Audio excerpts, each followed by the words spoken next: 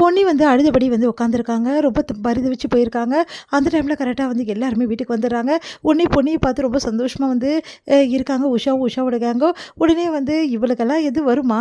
தேவையில்லாமல் போயிட்டு பண்ணிக்கிட்டு இவெல்லாம் வந்து அப்படியே பாடிட்டாளாம். எல்லாரும் வேற சொன்னாங்க அப்படி சொல்லிட்டு உஷா வந்து ஓவராக பேசிகிட்டு இருக்காங்க. அதை பார்த்து வந்து செமைய டென்ஷனாக சக்தி, கொஞ்சம் நிறுத்துறீங்களா நீ? உங்கள் இஷ்டத்துக்கு பேசிகிட்டே போகிறீங்க. என்ன தான் நினச்சிட்டு இருக்கீங்க பொன்னியை பற்றி? இங்கே பாருங்கள், எல்லாரும் உடனே வந்து பாடி உடனே வந்து எல்லாமே பண்ணிடுறதில்ல, புரியுதா? முதல்ல ஸ்டேஜ் ஃபியர்ன்றது எல்லாருக்குமே இருக்கும். சாதாரணமாக நீங்கள் பாடினா கூட சரி, ஸ்டேஜ் போயிட்டீங்கன்னா உங்களால் பாட முடியும். என்னால் முடியும், முடிஞ்சிடும் அப்படி சொல்லிட்டு அவங்க வீட்டுக்கார் சொல்கிறாரு. உடனே வந்து நீங்கள் அமைதியாக இருக்கீங்களா? இங்கே பாருங்கள், யாராலையுமே வந்து ஸ்டேஜ் ஃபியர்னு ஒன்று முதல் ஆரம்பிக்கும் போது எல்லாருக்கும் இருக்கேன், அம்மாக்கே இருந்திருக்கும், வேணா அம்மாவை கேளுங்க அப்படின்னு அப்படியே முறைச்சி பார்க்குறாங்க ஜெயா. என்ன அத்தை உங்களுக்குமா அப்படின்னு உடனே அமைதியாக இருக்காங்க.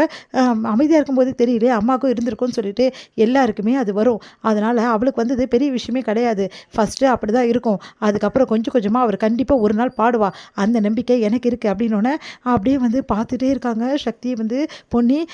அது வந்து சக்தி, நான் ரொம்ப தப்பு செஞ்சுட்டேன், வந்து அத்தைக்கு வந்து ரொம்ப கெட்ட பேர் வந்து ஏற்படுத்தி கொடுத்துட்டேன், எனக்கு ரொம்ப கஷ்டமாக இருக்குது சக்தி அப்படின்னு சொன்னோன்னே, அதெல்லாம் ஒன்றுமே இல்லை பொன்னி, எந்த கெட்ட பேரும் நீ ஏற்படுத்தி கொடுக்கல, புரியுதா? ஸ்டேஜ் ஃபியர்ன்றது எல்லாருக்கும் வர்றது தான். யாராவது வந்து மேலே ஏறி உடனே பாடிட முடியுமா, பேசிட முடியுமா? அந்த மாதிரி தான், புரியுதா? அதனால் நீ ஒரு பெரிய பிரச்சனையாக இதை ஏற்றுக்காத. நான் உனக்கு இந்த பயத்தை கண்டிப்பாக போக்குறேன், புரியுதா? அடுத்த வாட்டி நீ கண்டிப்பாக வந்து அந்த மேடையில் ஏறி பாடுவேன், அதுக்கு நான் உறுதி சொல்கிறேன். என்னால் முடியுமா சக்தி? கண்டிப்பாக முடியும், நீ வா அப்படி சொல்லிட்டு பொண்ணியை கூட்டிகிட்டு போகிறாரு.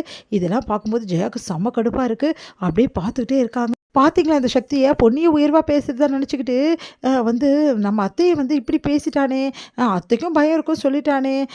அத்தை நீங்கள் முன்னாடி பயந்தீங்களா? உன் வேலையை பார்த்துட்டு போறியா அப்படின்னு சொல்லிட்டு ஜெயா வந்து போகிறாங்க.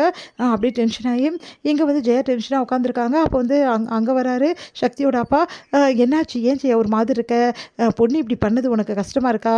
ஆனால் அவள் வந்து முதல்ல இல்லை, அவளுக்கு வந்து பயம் இருக்கும்ல, நம்மலாம் வந்து அப்படி தானே பயந்தோம், அதெல்லாம் கரெக்டு தான். ஆனால் சக்தி வந்து இப்படி பேசுவான்னு நினச்சி கூட பார்க்கல. என்ன பேசினா அப்படின்னோடனே, எனக்கு வந்து ஸ்டேஜ் பயம் முன்னாடி இருந்தது அப்படி சொல்கிறேன். ஆமாம் ஜெயா, உனக்கு முன்னாடி இருந்ததில்ல, நீ கூட பாட எவ்வளோ தயங்கின, அதுக்கப்புறம் தானே பாட ஆரம்பித்த. சரி, அப்படியே இருந்தாலும் அவள் முன்னாடி சொல்ல வேண்டிய அவசியம் என்ன சக்திக்கு?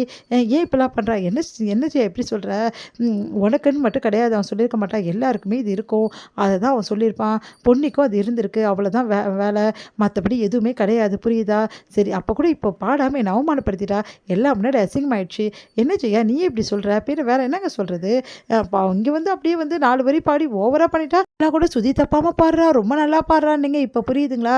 ஸ்டேஜில் ஏறி நின்று பாடுறதா கஷ்டம்னு. எனக்கு புரியாமல் இல்லை ஜெயா, புரியுதா? அவள் இதான் ஃபஸ்ட் டைம், இதுக்கப்புறம் கண்டிப்பாக ஒரு நாள் பாடுவா, நீங்கள் தான் சொல்லணும் அப்படி சொல்கிறாங்க ஜெயா. பொண்ணுக்கிட்ட வந்து சக்தி வந்து சொல்லிட்டு இருக்காரு.